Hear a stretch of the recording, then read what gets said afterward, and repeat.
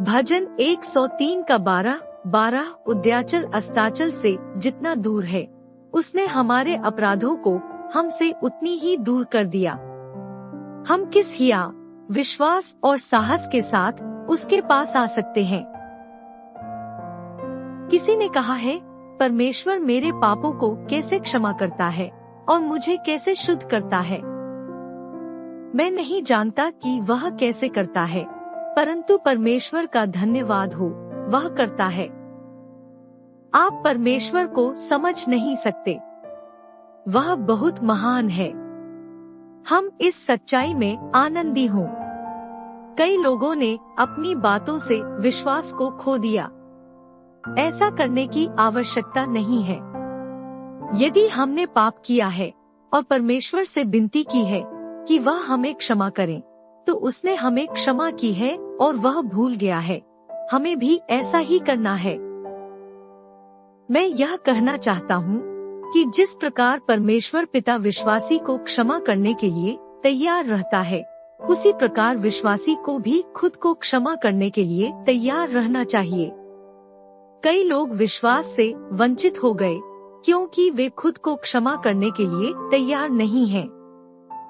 वे खुद पर दोष लगाते हैं और इससे वे विश्वास से दूर हो जाते हैं। याकूब 5 का 14 यदि तुम में कोई रोगी हो तो कलीसिया के प्राचीनों को बुलाए और वे प्रभु के नाम से उस पर तेल मलकर उसके लिए प्रार्थना करें। 15 और विश्वास की प्रार्थना के द्वारा रोगी बच जाएगा और प्रभु उसको उठाकर खड़ा करेगा, और यदि उसने पाप भी किए हों तो उनकी भी क्षमा हो जाएगी। मैंने ईश्वरीय चंगाई के विषय में प्रचार करते समय वर्षों से इस पद का उपयोग किया है और लोगों को यह समझाने की कोशिश की है कि उन्हें चंगा करना परमेश्वर की इच्छा है। परंतु हम में से कई लोग इसके अंतिम भाग को नहीं पढ़ते हैं, और यदि उसने पाप भी किए हों तो उनकी भी क्षमा हो जाएगी। परंतु कुछ समय पहले मैं किसी व्यक्ति के लिए प्रार्थना कर रहा था और मैं जानता था कि यह व्यक्ति पाप में सहभागी था। वस्तुतः मैं जानता था कि वह बार बार वही पाप कर रहा था। जब मैं इस व्यक्ति के लिए प्रार्थना कर रहा था, तब मैंने प्रभु से कहा, मैं इस व्यक्ति के विषय में नहीं जानता, उसने वही पाप बार बार किया है। जब मैंने यह बात कही, तब प्रभु ने मुझसे कहा, सबसे पहले क्या तुम सोचते हो कि जो कार्य मैं नहीं करूँगा उसे करने के लिए मैं तुमसे कहूँगा? मैंने कहा, नहीं प्रभु, बिल्कुल नहीं। प्रभु ने आगे कहा, क्या तुमने नहीं पढ़ा कि जब पतरस ने कहा, हे प्रभु, यदि मेरा भाई अपराध करता रहे तो मैं कितने बार उसे क्षमा करूं? क्या 7 बार तक? मत्ती 18 का 21। तब मैं समझ गया कि प्रभु क्या कहना चाहता था। प्रभु ने कहा, मैंने पतरस से कहा 7 बार नहीं परंतु 7 के 70 बार, अर्थात 490 बार। तब यीशु ने कहा, जो कार्य मैं नहीं करूँगा उसे करने के लिए मैं तुमसे कहूँगा। मैंने कहा, नहीं, यह अन्यायपूर्ण होगा और आप अन्यायी नहीं हैं। प्रभु ने कहा, मैं उस व्यक्ति को क्षमा करूँगा, तू उस व्यक्ति के लिए प्रार्थना कर। कभी कभी हम किसी व्यक्ति के विषय में सोचते हैं, हाँ, उसने गलती की है, वह अपने गलत कामों की कटनी काटेगा। सच पूछो तो वह इसलिए बीमार है क्योंकि उसने पाप किया। और कभी कभी टूटी हुई सहभागिता बीमारी का कारण होती है। परंतु परमेश्वर का वचन कहता है, और यदि उसने पाप भी किए हों तो उनकी भी क्षमा हो जाएगी। याकूब 5 का 15। मैं आपके साथ ईमानदार बना रहूंगा। उस प्रकाशन के द्वारा मुझे नया उत्साह प्राप्त हुआ कि मैं दूसरों की मदद कर सकूं, क्योंकि मैंने देखा है कि कई लोग अपने पिछले जीवन की दोष भावना की वजह से विश्वास के विरुद्ध बातें करते हैं। वे सोचते हैं कि वे बीमारी के बिछौने पर पड़े रहेंगे क्योंकि उन्होंने गलती की है और पाप किया है। परमेश्वर का धन्यवाद हो कि बाइबल कहती है, और विश्वास की प्रार्थना के द्वारा रोगी बच जाएगा और प्रभु उसको उठाकर खड़ा करेगा, और यदि उसने पाप भी किए हों तो उनकी भी क्षमा हो जाएगी, और यदि उसने पाप भी किए हों तो उनकी भी क्षमा हो जाएगी। याकूब 5:14-15। क्षमा में चंगाई है। कभी कभी हम मनुष्यों के लिए यह समझना बहुत मुश्किल हो जाता है, परंतु परमेश्वर के अनुग्रह के लिए उसका धन्यवाद हो। उसका अनुग्रह हमारी मानव समझ से परे है।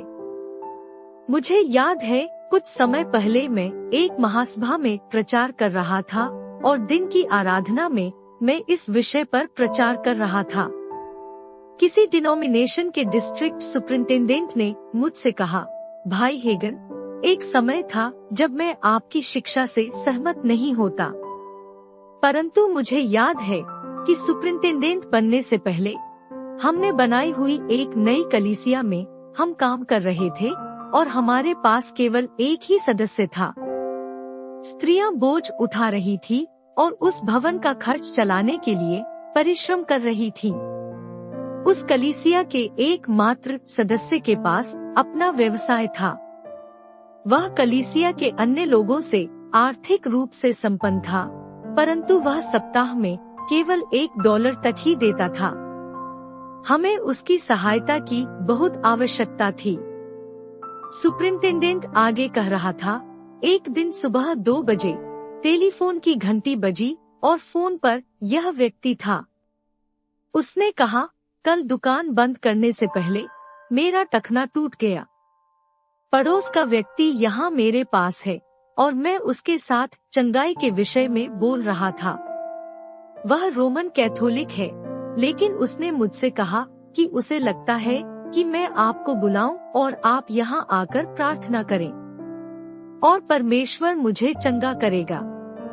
इस सुपरिंटेंडेंट ने कहा, खैर, मैं वहाँ पहुँच गया। मुझे पूरा यकीन था कि परमेश्वर इस व्यक्ति को चंगा नहीं करेगा, क्योंकि वह अविश्वासयोग्य और कंजूस था। वस्तुतः मुझे ऐसा लगा कि मैं उससे कहूँ, भाई, परमेश्वर आपको चंगा नहीं करेगा, और फिर फोन रख दूं। परंतु मैं ऐसा नहीं कह सकता था। इसलिए मैंने कपड़े पहने और इस व्यक्ति के घर गया। मैं भीतर गया और उसने मेरा परिचय उस कैथोलिक व्यक्ति से कराया। कैथोलिक व्यक्ति ने मुझसे कहा कि उसका विश्वास है कि परमेश्वर कुछ भी कर सकता है। क्या हो रहा है यह समझने से पहले ही मैं अपने घुटनों पर था। मैंने अपना हाथ उस व्यक्ति के टखनों पर रखा जिस पर पट्टी बंधी थी, और मैं घोषणा कर रहा था, परमेश्वर, यीशु के नाम में उसे अभी चंगा कर। और मैंने अपनी आत्मा में जान लिया कि वह चंगा हो गया है। मैं वहाँ खड़ा रहा और मैंने उस व्यक्ति को अपनी पट्टी काटते हुए देखा। वह उस टखने के बल पलंग से उछल पड़ा और तुरंत चलने लगा। सुपरिंटेंडेंट ने कहा, उस रात मैं सो नहीं पाया। परमेश्वर ने उसे कैसे चंगा किया? मैं सोचता रहा।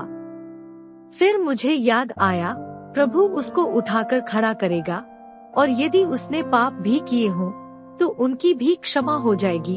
याकूब 5:15। परमेश्वर उस व्यक्ति के विषय में और उसकी परिस्थिति के विषय में मुझसे अधिक जानता था।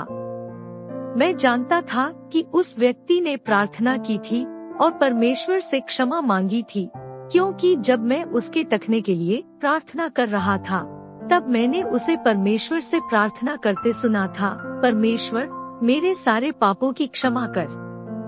क्या यह अद्भुत बात नहीं है कि परमेश्वर दयालु है? इस सुपरिंटेंडेंट ने अपनी कहानी जारी रखी। उसी समय के दौरान मैंने वह चर्च छोड़ दिया। चर्च बढ़ता रहा, परंतु युद्ध के आते ही आधे लोग चल पड़े। ऐसा लगने लगा कि जिला कार्यालय को उस जमीन का पैसा चुकता करना पड़ेगा। परंतु यह व्यक्ति आगे आया और उसने कहा, मैं पैसा दूंगा। युद्ध के दौरान उस व्यक्ति ने उस इमारत पर $4,000 से ज्यादा भुगतान किया। युद्ध के कई वर्षों बाद चर्च ने पूरा भुगतान कर दिया और उन्होंने मुझे गिरवी के कागजात जलाने के लिए बुलाया।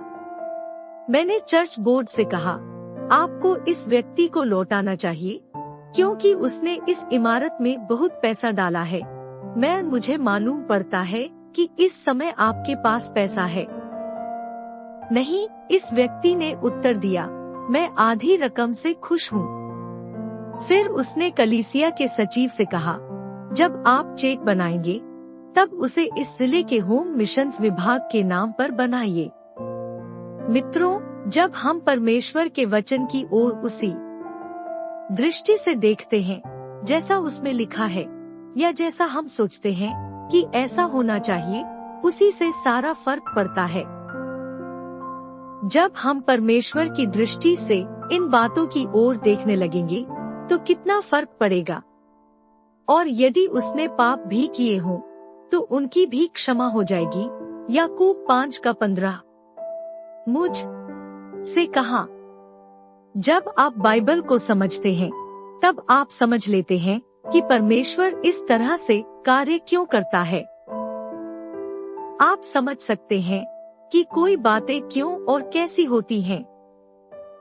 मैं इब्रानियों में पाए जाने वाले कुछ पदों से इस पाठ का अंत करूंगा। इब्रा 10:1-4 एक क्योंकि व्यवस्था जिसमें आने वाली अच्छी वस्तुओं का प्रतिबिंब है, पर उनका असली स्वरूप नहीं, इसलिए उन एक ही प्रकार के बलिदानों के द्वारा जो प्रति वर्ष अचूक चढ़ाए जाते हैं, पास आने वालों को कदापि सिद्ध नहीं कर सकती। दो नहीं तो उनका चढ़ाना बंद क्यों न हो जाता। इसलिए कि जब सेवा करने वाले एक ही बार शुद्ध हो जाते तो फिर उनका विवेक उन्हें पापी न ठहराता। 3 परंतु उनके द्वारा प्रति वर्ष पापों का स्मरण हुआ करता है। 4 क्योंकि अनहोना है कि बैलों और बकरों का लोहू पापों को दूर करे। वचन का यह भाग बताता है कि किस प्रकार पुरानी वाचा के अंतर्गत बैल और बकरियों का लोहू पापों को दूर नहीं कर सका। बैलों और बकरों का लोहू केवल पापों को ढांपता था। प्राणियों के बलि के बाद भी मनुष्य के हृदय में पाप बना रहता था और पाप के साथ पाप का एहसास भी था। परंतु परमेश्वर ने प्रभु यीशु मसीह में छुटकारे के द्वारा हमें पाप के एहसास से मुक्त किया है।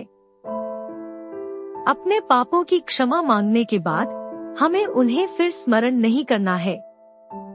इब्रा 9:14 तो मसीह का लोहू जिसने अपने आप को सनातन आत्मा के द्वारा परमेश्वर के सामने निर्दोष चढ़ाया, तुम्हारे विवेक को मरे हुए कामों से क्यों न शुद्ध करेगा, ताकि तुम जीवित परमेश्वर की सेवा करो। 1 यूहन्ना 1:9 यदि हम अपने पापों को मान लें तो वह हमारे पापों को क्षमा करने और हमें सब अधर्म से शुद्ध करने में विश्वासयोग्य और धर्मी है। यदि आप पाप करते हैं और पश्चाताप करते हैं और परमेश्वर के सामने अपने पापों का अंगीकार करते हैं, तो आपको उसे फिर याद नहीं करना है। परमेश्वर याद नहीं करता तो आप क्यों करें? तब आप देखेंगे कि प्रार्थना में आप कैसे हियाव के साथ परमेश्वर के सन्मुख आते हैं और निश्चित रूप से जानते हैं कि वह हमारी सुनता है।